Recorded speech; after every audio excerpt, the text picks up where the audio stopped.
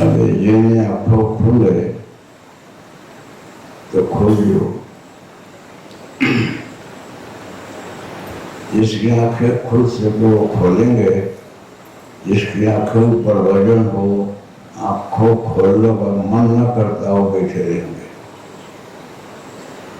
अर्थात आप मत खोलना, ध्यान लगाओ तो बैठे रहना, आंखें खुले तो खोलो।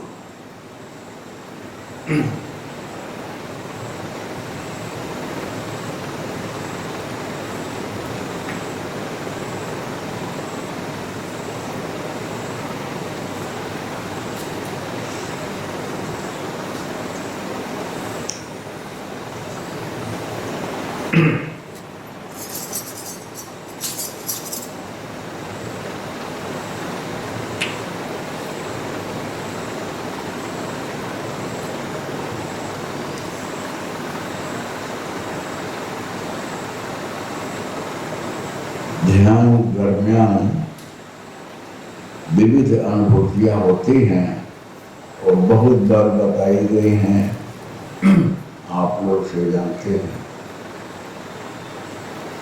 ध्यान में बैठने के बाद कभी कभी मात्र शांति लगती है, आपको कोई अनुभूति नहीं होगी।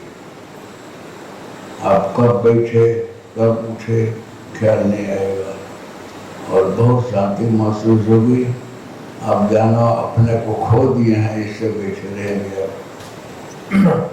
इसलिए ध्यान दरमियान कोई अनुभव होना जरूरी नहीं है, अच्छा है। किसी किसी को अपने गुरुदेव अपने इष्टदेव का दर्शन होता है, वो दर्शन जो है आपके मन में जो है आपने धारण कर रखा है, वो कभी पिक्चर में आता है। दर्शन होना पर्याप्त नहीं है, आप ध्यान चालू रखना। कभी कभी किसी को कोई पशु पक्षी यात्रा उड़ने का वगैरह अनुभव होता है, वो भी कोई हर्जा नहीं है, जो कुछ हो रहा है आपके भले के लिए है। कभी कभी किसी को अंधारा लगता है, कुछ दिखता नहीं है, वो भी बहुत अच्छा है।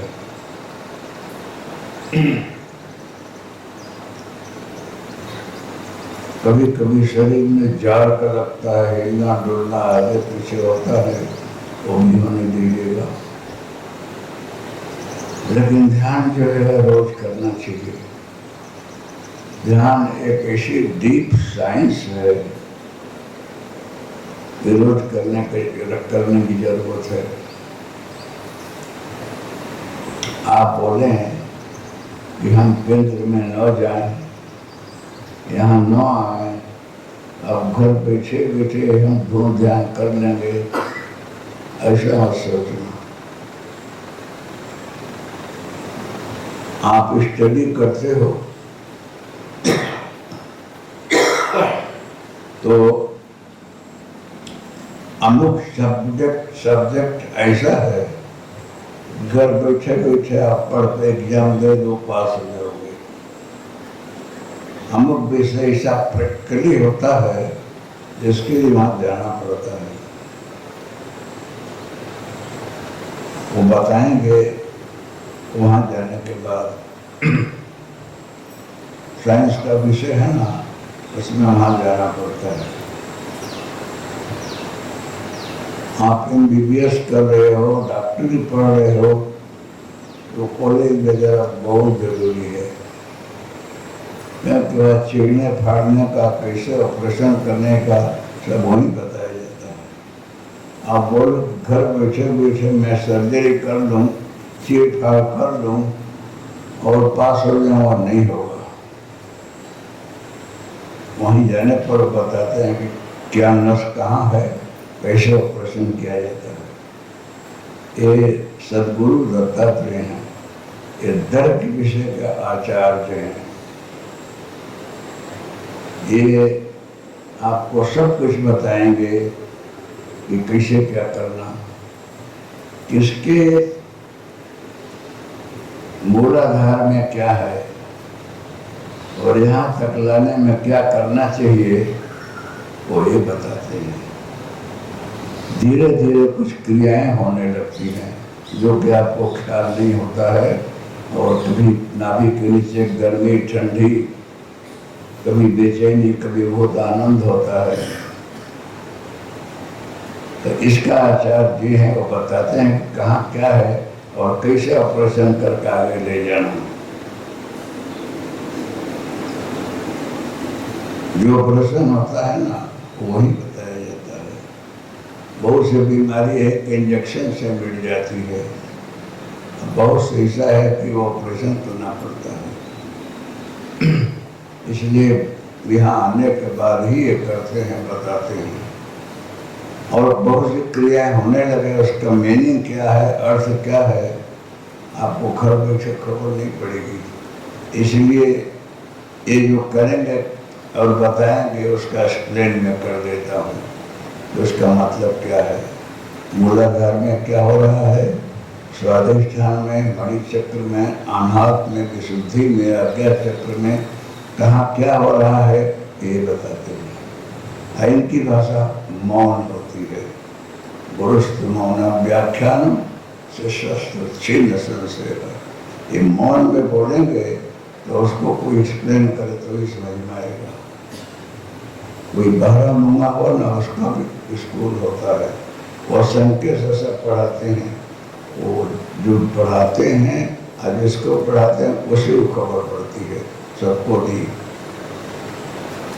इसीलिए जो कुछ प्रक्रिया हो आपके शरीर में उसको कभी क्या नोट कर लेना और पूछना। कभी कुछ ज़्यादा हो जाता है तो आदमी यहाँ लेट जाता है, बेभान हो जाता है, पड़ा जाता है। इसलिए ऐसे समझ में नहीं आएगा। एक दिवस मेरे यहाँ बहुत वर्ष पहले 8-10 जैन लोग आए और ध्यान में बैठे।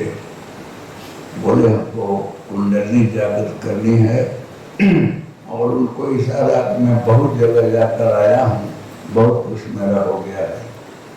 मेरे को तो नहीं बोले, उनको ऐसा अनुभव हुआ।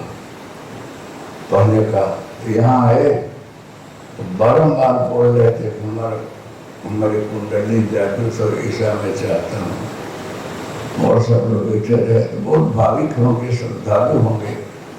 एकाएक उनको क्रिया हुई, इतनी क्रिया हुई उनको लेटे लगा, नंबर 2 हो जाना पड़ा और भागते भागते वहाँ पहुँचे नहीं, बीच में ही हो गया। तो सब लोग बोले कि क्या हो गया, कैसे हो गए, उनको कोई होश आवास नहीं रहा। दूसरे दिन और सब लोग घबरा गए कि अब बहुत मुश्किल है, यहाँ कुछ करते नहीं। डॉक्टर को बुलाना पड़ा, उन लोगों की श्रद्धा के अनुसार। डॉक्टर आया, उनको नहलाया धुलाया, पूछा तो डॉक्टर आया तो जग गए। बोले क्या ये मौके कुछ नहीं है मेरे अंदर, मैं ठीक हूँ। और हुआ क्या कि वो अंदर हमको कोई बोल रहा था कि तेरे अंदर गर्भजन्य मल बैठा हुआ है, उसकी शुद्धि ऐसे नहीं होती है। कुंडली जागृति के समय कभी सहज हो जाता है, कुछ नहीं खबर पड़ती है। कभी कभी अतिसार होता है, मतलब बार बार जाना पड़ता है। और पेट में कुछ होता है तो उसमें कोई समर्थ गुरु हो, वही उसको बताता है कि तुम दवा खाओ कि न खाओ, इसमें क्या करो। तो जिस हॉस्पिटल में आप गए हों, जो डॉक्टर आपका निदान करता है उस बीच में दूसरे कोई दवा नहीं खाने देगा। दूसरा डॉक्टर हस्तक्षेप नहीं करता है, दवा उसी को देनी पड़ेगी, क्योंकि उसको खबर है कितने समय बीमार है, कितने समय से और इसको क्या हो रहा है। ये तो खाली आपकी मानसिक तर्क का जवाब दे रहा हूँ। आओ भाई बहुत अच्छे हो गए, बहुत खुश हुए, गए बॉम्बे से आए। मेरा कहना इतना ही है इस शत्रु के दरबार में बारंबार तारक नहीं, वहां श्रद्धा रखो। आज बहुत दिन से आप आ रहे हो और आपको कुछ अनुभव नहीं हो रहा है, कुछ दिखता नहीं है, कुछ क्रिया नहीं हो रही है। क्यों नहीं हो रही है? तर्क मत करो। आप बहुत अच्छे हो, पीछे के जन्म से आप साधना करते आ रहे हो, थोड़ा कुछ बाकी है, सहज में हो रहा है। कोई जरूरी नहीं कि आपको भी क्रिया हो, आपका शरीर डोले हिले और कुछ अंदर प्रक्रिया हो, जरूरी नहीं है। किसी किसी को कुछ नहीं होता, धीरे धीरे वहाँ पहुँचा देते हैं वो जहाँ को जाना है। जो कुछ होना होगा लास्ट में होता है, जो कि जरूरी होगा उसे न करेंगे।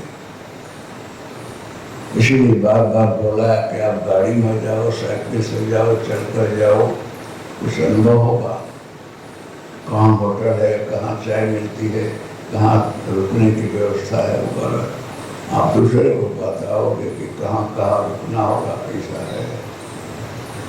लेकिन जो प्लेन में जाता है उसको कोई अनुभूति नहीं होती है। न बीच में होटल आएगा, न चाय की दुकान आएगी, आप सीधे वहाँ पहुँच जाते हो। उतरने के बाद एरोड्राम आ गया। जरूरी नहीं है कि हर किसी को हर एक अनुभूति हो। उसमें से मैं भी हूँ, 40-45 वर्ष तक वो कुछ अनुभव नहीं होता रहा, न क्रिया हो, न शरीर डोले, न हिले, न पेट में कुछ हो। लेकिन दूसरा कोई आवे, उसको ध्यान में बैठाऊं तो उसको ध्यान लगे। तो मैं मन में खुद विचारता रहा कि इनको इतना हो जाता है, हमको कुछ नहीं होता है। न तो भगवान दिखता है, न माता जी दिखती है, न कोई दिखता है, खबर नहीं क्या है। लेकिन जब मिले तो बोलते रहे कि तुम्हारा पीछे के जन्म में सब हो चुका रहा, अभी जन्म में थोड़ा बाकी रहा तो मैं वेट कर रहा था। और संपूर्ण शरणार्थी के बाद लास्ट ना करे क्या हूँ, मैं खुद मिला हूँ। एक सविकल्प समाधि, निर्विकल्प समाधि, एक अनुभूतियाँ होती हैं, कर क्रिया होती है। एक निर्विकल्प समाधि में कुछ नहीं होता है। इसे भी ऊंची अवस्था है, सहज अवस्था, जो सहज में वहाँ पहुँचा देते हैं, कोई अनुभूति नहीं होती है। तो जितने योग हैं वो सबसे ऊंचा योग है सहज। इस सहज योग को सद्गुरु ही दे सकते हैं और कोई नहीं, ये दत्तात्रेय है। इसलिए आप लोग को नियमित ध्यान करना चाहिए और नियमित जप तप करना चाहिए, साधना करनी चाहिए। इसका परिणाम कभी व्यर्थ नहीं जाता है। इतना वर्ष हो गया, ऐसा संकल्प विकल्प मत करो। कितने वर्ष में ये होगा निश्चित नहीं है। आप बोलो कि मैं बहुत इंटेलिजेंट हूँ, अच्छे घर का हूँ, तो मेरे को जल्दी PhD की डिग्री मिल जाए, MA की डिग्री मिल जाए, PA की डिग्री मिल जाए, ऐसे नहीं मिल जाएगी। उसका समय जब नजदीक आएगा, उसका काल पूरा हुआ तभी मिलेगा। कोई आप बहुत ऊंचे घराने के हो, बहुत मिनिस्टर हो, आपको कोई लिख कर दे MA हो गए, PhD हो गए, नहीं चलेगा। वो तो समय में ही होता है। टाइम पूरा होगा, आपको सब कुछ मिलेगा। इसकी अवधि होती है। और कोई समर्थ गुरु मिलता है तो जल्दी से पार कर देता है, ऐसा भी होता है। इसलिए आपको जो कुछ अनुभव हो कि न हो, जो कुछ हो, आप पूछना, उसका जवाब मिलता है, मिलेगा। किसी को शांति खाली मिलती है, कुछ अनुभव नहीं होता है, कुछ दिखाई नहीं, बैठे उठ गए। किसी को दृश्यात्मक अनुभूति होती है, किसी को क्रियात्मक, इसलिए चालू रखना। कल ग्रहण है,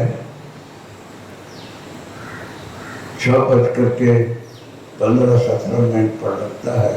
कल ग्रह चंद्र ग्रहण है। ये ग्रहण सब जगह भारत में दिखेगा नहीं। इधर राजस्थान में और इधर पश्चिमी इलाका जो है सूर्य उगता उससे पीछे वहाँ कहीं कहीं कुछ अनुभूति होगी दिखेगा। लेकिन ग्रहण के दिन मानना चाहिए। तो अगर आप ग्रहण को मानते हो तो 6 बजे नहा धो करके बैठना और 10 बजे तक जप करना, भगवान का नाम लेना। कोई भी मंत्र ग्रहण में किया जाता है और सिद्ध हो जाता है। शास्त्रों की बात करता हूँ, उसमें भी तर्क करके समझाऊं तो टाइम लगेगा। स्पर्श से मोक्ष तक जब करने से किसी भी मंत्र का सैकड़ों गुना फल मिलता है। तो कोई सूर्यवंशी हो उसको आज कल चंद्रवंशी करना चाहिए। मतलब सूर्य निकले तब उठते हो तो उसके पहले उठ जाना कल और उठ करके 10 बजे तक जब तक करना अच्छा रहेगा। सूर्य ग्रहण में नए मंत्र का प्रारंभ होता है। चंद्र ग्रहण में जपा हुआ मंत्र जपा जा सकता है। तो आप लोग चाहे गायत्री जपो, हरिओम कश्यप जपो, जो भी जपना हो जपो, स्पर्श से मोक्ष करिएगा तो बहुत अच्छा रहेगा। उसका अनंत गुना फल मिलता है। शास्त्र बोलता है इसे। उसके बाद जो है दूसरे दिन से महालय आता है, श्राद्ध पक्ष। उसमें अपने अपने पितरों का लोग तर्पण करते हैं। जैसा शक्ति जो कुछ करना हो करते हैं। और पिंडदान वगैरह जब समय आता हो, मातृनवमी अथवा पिता का जिस दिन शरीर छूटा हो उस दिन अंत में किसी को कुछ नहीं करना हो तो लास्ट में हो सबका तर्पण करते हैं, पिंडदान करते हैं, अथवा तो न करे तो आपकी इच्छा। श्राद्ध पक्ष में रोज लोग अपने माता पिता जो गुजर गए हों अथवा जिनका शरीर छूटा हो उसके लिए तर्पण करते हैं। जिसका पिता जीवित हो उस पुत्र के लिए तर्पण जरूरी नहीं है। लेकिन ऋषि और देवता तर्पण तो लोग अमुक लोग ये करते हैं। जो इसके विषय में जिसको ज्ञान नहीं है, चाहे किसी भी जाति का हो, रबाड़ी हो, भरवार हो, कोई जो भी हो, वो भी अंत में दिन तर्पण करते हैं जा करके। कोई लोग पीपल में जल चढ़ाते हैं पितरों के त्रिपुरी के लिए। कुछ लोग तर्क करते हैं कि जिंदे जिंदे माता पिता की सेवा करे, गुरु की सेवा करे, पूर्वजों की सेवा करे, वही अच्छा रहता है। तर्पण करना और अच्छा होता है। जिंदे जिंदे तो अपना माँ बाप की सेवा नहीं किए तो श्राद्ध पक्ष में पीपल को जल देते हैं, उसका फल तो मिलता होगा। किसी के नाम से तर्पण करते हैं आप, जल देते हैं, उस पिता माता जो गुजरे हुए के नाम पर कुछ दान पुण्य करते हैं, उसका भी फल मिलता है। अगर पोस्ट ऑफिस में जा करके किसी के नाम से पैसा भेजना हो तो वहाँ जा करके नाम लिखा करके और वहाँ ले आना पड़ता है। तो आपका दिया हुआ पैसा चाहे भारत में कहीं भी व्यक्ति हो उसको मिल जाएगा। उसमें तर्क नहीं करते हैं। लेकिन पृथ्वियों के नाम से जो कुछ करते हैं मिलता होगा ऐसा पूछते वो भी मिलता है। एड्रेस पूरा हो, गोत्र नाम हो, उसके नाम से तर्पण करने से वहाँ पहुँचता है। वायु देवता, अग्नि देवता पोस्टमैन है, वो बहुत बड़ा बैंक है। अग्नि में जिसके नाम से भ्रमण करते हैं जिस देवता के नाम से वो वहाँ पहुँचता है उसको मिल जाता है। शास्त्र बातें हो गए तो क्या होगा। गुरु विरुद्ध अगर कोई ऐसा हो, गुरु से पूछेगा अगर कोई हवन यज्ञ आदि करता है, गुरु के इच्छा के विरुद्ध तो वो नहीं पहुंचता है। विश्वरथ ने वशिष्ठ का त्याग करके विश्वामित्र कहने से यज्ञ किए हैं। इनमें सदैव स्वर्ग जाऊं। विश्वामित्र ने बोला कि मैं भेज दूंगा, यदि गुरु निर्देश दें तो क्या होगा। मैं उनसे भी विद्वान हूँ, पढ़ा लिखा हूँ। उन्होंने जग करके भेज दिया, पढ़े हो गया थोड़ा देखे होंगे।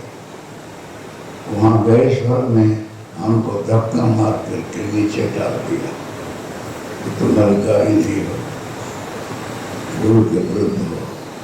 वहाँ से पढ़े हैं और नीचे लटक रहे हैं। बताया शास्त्र में त्रायमाम रक्षमाम, त्रायमाम रक्षमाम। फिर विश्वामित्र जी उसको भी रोक रहे हैं, ठहर जाओ। और वो ना नीचे आ रहा है ना ऊपर जा रहा है, तो शंकु की तरफ पे लटका हुआ है। शास्त्र की बात सुना रहा हूँ। उसके बाद विश्वामित्र जी क्रोधित हो गए, बोले कि मैं नई सृष्टि खड़ा कर दूँ, इतना समर्थ हूँ। तो सब जौ है, तल है, सामा है, मग है, बहुत से वस्तुओं को अपने अपनाए। और आदमी नारी पुरुष की जरूरत ही नहीं पड़ेगी, वृक्ष से पैदा कर दूंगा। तो उन्होंने श्रीफल बनाया, नारियल। नारियल में जो है नाक है, आँख है, मुख है, जटा है, सब बना दिया। इसके बाद ब्रह्मा जी को खबर पड़ी, सब लोगों ने बोला तो आप लोग बोलने कि तुम दो ऋषियों के बीच में झगड़ा करके मेरे सृष्टि को बिगाड़ रहे हो। तुम कुछ भी करोगे प्राप्त नहीं कर सकोगे, इसलिए यही काम कर दो। और तुम जा करके वो ब्रह्मर्षि से मिलो और नम्रता का आश्रय लो। अहंकार जो है इसी माने में सफलता नहीं देता है। विश्वामित्र जी फिर बोले कि ये बनाया हो तो सब काम में आएगा, वो अच्छे काम में आएगा, हवन में काम आ जाएगा। और श्रीफल जो है मानुष बलि के रूप में किया जाएगा। जो कोई देवी देवता को बलि लोग चढ़ाते हैं, वो बलिदान के रूप में श्रीफल स्वीकार रहेगा। इसीलिए कहीं मंदिर में कहीं आप जाओ तो नारियल फोड़ते हो तो जानो कि एक बलिदान दिया अपने देवताओं को खुश करने के लिए, वगैरह वगैरह है। उसके बाद जो है विश्वामित्र जी वशिष्ठ के शरण में गए हैं। पितरामाम शरणागतम, मैं विनम्र होकर आया हूँ, मुझे ब्रह्मर्षि की पदवी दे। मेरा जैसे तपोबल से आदमी चाहे सो बन सकता है, जहाँ चाहे वहाँ पहुँच सकता है। उसके बाद वशिष्ठ जी बोले कि आओ ब्रह्मर्षि आओ। इतना बोलेगा तब से उनकी उपाधि होगी ब्रह्मर्षि, ब्रह्मर्षि को ऐसा बोला है। अहंकार जो है बहुत भयंकर दर्द है। अहंकार को जीतना चाहिए। मैं ऐसा हूँ, मैं ऐसा हूँ, मैं ऐसा हूँ, वो छोड़ दो। आप सहज हो, ईश्वर अंश, जीव अविनाशी, चेतन अमर, सहज सुख राशि। ये जीव सहज ही ईश्वर का स्वरूप है, बीच में कुछ है नहीं। आप वही हो जो हो, बीच में कोई आपको कुछ नहीं बना सकता है, कुछ नहीं कर सकता है। आप खुद उसी के स्वरूप हो। सहज हमारा कर भजन करना, साधना करना बहुत अच्छा है। तो श्राद्ध पक्ष में तर्पण करिए, अपनी पुत्रियों के नाम से किसी से कुछ दान पुण्य करिए, फायदा होता है, तर्क नहीं। किसी भी गरीब को, किसी ब्राह्मण को मंदिर में दे आओ, अच्छा होगा। ग्रहण से स्पर्श से मोक्ष तक जप करना चाहिए, बीच में उठना नहीं चाहिए, तो मंत्र का फल संपूर्ण मिलता है। उठने के बाद जो है आप जो है शास्त्र बोलता है किसी भी कुछ दान कर, नदी किनारे देखते हो दान दिया जाता है, और चाहे सुपरमैन हो, अर्जन हो, कि कोई भी हो, गरीब धोखे उनको दिया जाता है। ग्रहण का दान सब लोग नहीं लेते हैं, उनका अधिकार होता है, वे देते हैं लोग। फिर तो ज़्यादा माल पानी दे ना तो सबका मन चाहता है कि दे तो मुझे चलेगा, लेकिन लोभ में नहीं आना चाहिए, जिसका जो हक है उसको मिलना चाहिए। तो ग्रहण पूरा होने के बाद कुछ भी सत्कर्म करना चाहिए। तो कल जो है 6 से 10 तक कहीं भी रहो आप थोड़ा जब साधना करना। अगर यहाँ पुराना हो, अच्छा है, तीर्थ क्षेत्र है, सदगुरु का धाम है, तो यहाँ रुकना हो तो आपकी व्यवस्था भी कैसी है वैसी है। और कल जो है ग्रहण पूरा करके प्रसाद पाकर जाओ। आज जिसको जाना हो घर जा करके आराम से रहिएगा। कल 6 से 10 तक जग जाइएगा। आपको आशीर्वाद हो नहीं जगने का, किसी का वरदान हो तो भी किसी को बोलिएगा तो आपको उठा देगा। कुंभकर्ण जब मरा ना तो कुछ देते गया कि जो ये कुछ हम जगत में छोड़ते जा रहे हैं, वो सोए तो उसको नींद न खुले, तो उसको हटाना और कल जल्दी उठना। 6 बजे के पहले उठकर नहा धो करके बैठ जाने का और 10 तक जब तक करने का अच्छा रहेगा। कल ग्रहण के समय अच्छा दिखे ग्रहण के न दिखे जरूर नहीं है कि दिखना चाहिए।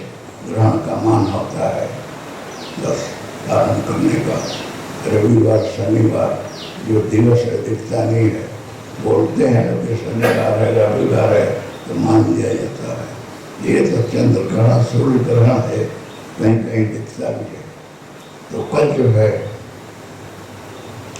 स्पर्शात् मोक्ष पर्यंतम जपम कुर्यात्, स्पर्श से मोक्ष तक जप करने से बहुत फल होता है।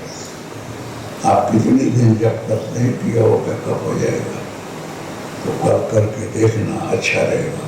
हिम्मत करना उठने का और अच्छा रहेगा। आज से आप लोग धूम ध्यान किए हो, सत्संग सुने हो, उसका कुछ अमल में रखना और जीवन सुधारने का व्रत लेना। आप लोग यहाँ आए हो, बहुत तपस्या है आपकी, वहाँ से चल कर आते हो गाड़ी में, मोटर में, बस में। यहाँ बैठ कर आप जब तक थोड़ा करते हो भगवान का नाम लेते हो, ये पेट से नहीं जाता है। ये ऐसा साइंस कॉलेज है, यहाँ बॉटनी ज्योग्राफी से लेकर हिस्ट्री सब पढ़ाया जाता है, बायोलॉजी वगैरह सब। बोला पहले मैंने कि ऑपरेशन वगैरह की विधि भी यहाँ सिखाई जाती है, क्योंकि दत्तात्रेय नाराज है, मैं तो निमित्त बनकर बैठा रहता हूँ। संकट इनका काम करता है और साथ में तो मैं भी रहता हूँ। संकल्प से आपको आशीर्वाद मिलता है जो दिखाई नहीं पड़ता है। बारंबार बताया हूँ, रिमोट कंट्रोल से टीवी खोलना बंद होना, गाड़ी चलना वगैरह सारी विधियाँ जो है रिमोट कंट्रोल से भी होती है। तो जिसको जितना पावर की उतना ही दिया जाता है। ये शक्तिपात का नियम है, दृष्टि से, स्पर्श से, संकल्प से। ये शक्तिपात का लक्षण आपको बहुत बार बताया हूँ। शंकर पार्वती के संवाद में संस्कृत में है, वो बहुत बार बोलना हो। शक्तिपात से लक्षण पार्वती शंकर के संवाद में है, तो अपने आप होता है। आपको जितना चाहिए उतना मिलता है। आपकी गाड़ी रुपी जो फैक्ट्री है उसको कितना वोल्टेज चाहिए उतना ही दिया जाता है। 3 फेस हर जगह नहीं होता है, कहीं 2 फेस में चलता है, लाइट जलती है। 3 फेस कोई फैक्ट्री चलानी हो उसमें भी अमुक पावर चाहिए उतना दिया जाता है। तो आप लोग यहाँ आते हो, तर्क रहित होकर के ध्यान करो, भजन करो, जाओ तो अच्छा है। जिसको कुछ पूछना हो तो लिखित भेजो, मैं तुम्हें जवाब दूंगा। ये मुझे खड़ा पर पूछिएगा तो 1-2 आदमी को जवाब दिया जा सकता है, इतने लोगों के लिए नहीं। इसलिए आज जो है धूम ध्यान पूरा हो रहा है और यहाँ मैं विसर्जन कर रहा हूँ। मेरा तबीयत ठीक नहीं है, फिर भी हिम्मत करके बोल दिया। काशी आती है नहीं मैया करके आया, इसलिए यह शरीर की फैक्ट्री मेरी भी थोड़ी डेढ़ी डाली है तो उसको ठीक ठाक कर रहा हूँ। आप लोग जितने भी आए हो सबको धन्यवाद है। दूर दूर से जहाँ से भी आए हो, और मेरा संकल्प रहता है कि जो भी यहाँ आता है सबका मंगल हो, सबका कल्याण हो। चाहे आप पढ़े लिखे हों कि न हो, गरीब हों कि धनिक हों, किसी जाति के हों, किसी भी संप्रदाय के हों। आप राम को मानते हैं, कृष्ण को मानते हैं, शिव को मानते हैं, जीसस को मानते हैं, जिसको भी मानते हैं, वो आप पर मेहरबान हों, आप पर कृपा करें, आपका कल्याण करें। मैं भेदभाव रहित, संप्रदाय और पंथ रहित व्यक्ति हूँ, सबको मानता हूँ। क्योंकि प्राइमरी से लेकर के एमए तक पढ़ाने वालों सब मास्टर हैं और सब जो है अच्छा ही करते हैं। इसलिए मैं हर तरह के व्यक्ति हूँ, जो जहाँ हो उसका भी मंगल हो, कल्याण हो। तो इसमें जो भी आए हुए हैं, माता हो, बहन हो, सबका मंगल हो। जो नहीं आए हैं, जहाँ से वो स्टडी कर रहे हैं, भजन ध्यान कर रहे हैं, उनका भी भला हो। क्योंकि जितना जो सम्मान करता है, जब तक करता है तो उसके अनुसार उसको मिलता है। अभी माता जी शैलजा देवी को बहन आपको बताया रहा, ये सब लोग प्रभावित हुए हैं। यहाँ तक भारत के सभी संप्रदाय के साधु संत वहाँ आए हुए थे और इनकी सेवा देख करके, उदारता देख करके बहुत खुश हैं। आप सब काम दवाई से लेकर के खाने पीने सारी व्यवस्था इन्होंने संभाला है। तबीयत उनकी ढीली है, फिर भी सब कुछ किया है और पूरा करके सामान आ रहा है, वो भी आएंगे। इसमें मैंने बोला कि इसमें आप लोगों का सहकार रहा है। ये सारी प्रतिष्ठा, सारी बखान, सारी जय जयकार में मूल में आप लोगों को नासिक में खूब आ रहा है। और वो लोग संत लोग बोलते हैं कि माँ यहाँ भी करना, उज्जैन में उन्होंने बोला है कि कोशिश करोगे कि करो, लेकिन लोग बार बार आग्रह कर रहे हैं कि आप उज्जैन में इसको रखिए। हजारों साधु संत बीमार आकर के दवा दिए हैं, हजारों चश्मा फ्री दिया है और सारा ट्रीटमेंट फ्री। डॉक्टर यहाँ से गए रहे जूनागढ़ से, एक खान साहब यहाँ के रहे और दूसरे डॉक्टर को बुलाया गया रहा, सब डिपार्टमेंट के लोग रहे। हमारी उमा जी भी गई रहे और एक दो और भी डॉक्टर रखे गए रहे, आई डॉक्टर कि पूरा करे सारे दिन। तो ऐसा ही सब हुआ है। जो लोग जाकर देख आए हैं तो ज़्यादा उनको खबर होगी। बहुत से भाई बहन वहाँ गए हैं, पालघर के लोग और इधर के लोग, जामनगर के लोग, जो भी गए हैं दिल खोल कर सेवा किए हैं, बहुत अच्छा रहा है। और अब जो है उज्जैन में क्या होगा, लेकिन कहने का मतलब है कि ये पूर्णिमा इस प्रकार की गई है। कल ग्रहण है, अच्छा हुआ कि आज रविवार को अपना ग्रहण अखोई में रखा गया। और कल जो है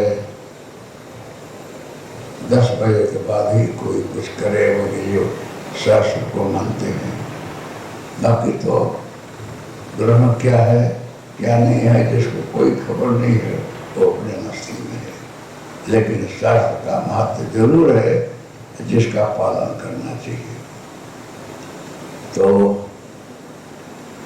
मैं अभी इस प्रसंग को पूरा करता हूँ। जो रुके हो उनको रहने खाने पीने की तमाम व्यवस्था है। आपने वो खबर है, यहाँ रहने का खाने पीने का कोई चार्ज नहीं लिया जाता है। चार्ज में यही है कि आप निर्दोष रहे हो तो कुछ आपको दान देना हो तो देना, बीड़ी सिगरेट का दान करना, गुटखा का दान कर देना, और जो रात में पी करके ध्यान में जाते हो उसको छोड़ना। ऐसे करके पीते हो तो सुबह कब हुआ कब नहीं हुआ ख्याल नहीं आता है। ऐसे दाता इसमें बहुत बैठे हुए हैं, लेकिन बोलेंगे नहीं। बोलेंगे तो पदार्थ कुछ सर्टिफिकेट न मिले कि अच्छा नहीं है। इसलिए इस प्रकार के दाता भी हैं जो गुटखा प्रेम से खाते हैं, बीड़ी सिगरेट फूंक करके निकालते हैं तो धुआं ऊपर जाता है। रात में दारू पीना, लट्ठा पीना, जो भी हो, एक हितकारक नहीं है। आपका शरीर भी से खराब होता है। और ऐसे लोगों को मैं भी देख करके अहमदाबाद आ रहा हूँ कि जिसका मुंह का कैंसर हुआ, गले का कैंसर हुआ, स्वाद पेट पर कैंसर हुआ, और रो रहे हैं कि हमारे मित्र लोग बड़े लोग बोलते रहे थे, मैंने छोड़ा नहीं। आज मेरी ये हालत है, न जिंदा रहता हूँ न मर रहा हूँ। ऐसी खराब हालत में उनका शरीर पड़ा हुआ है और जी रहे हैं। इसलिए ऐसे बंधुओं से मेरा खास निवेदन है और आग्रह है कि वो वस्तु को छोड़ो।